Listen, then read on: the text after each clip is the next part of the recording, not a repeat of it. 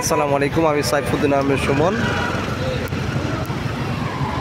চলে এসেছি রাতের যে আধার, রিমঝিম সুন্দর পরিবেশ।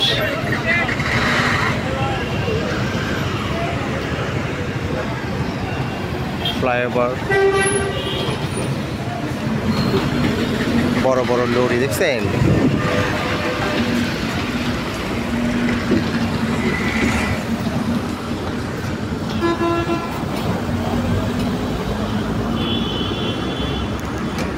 রাতের ব্যস্ততা শহর। এটা হচ্ছে হাজি ক্যাম্প। যারা হজ করতে আসে এই ক্যাম্পে যায়।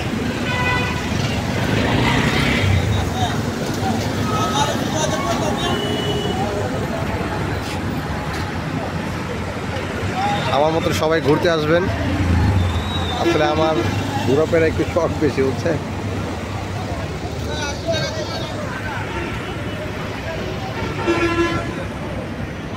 খুব মনোরম পরিবেশ। এটা হচ্ছে রাতের আধার, ঢাকার রাতের যে আধারটা, সেই আধারটা।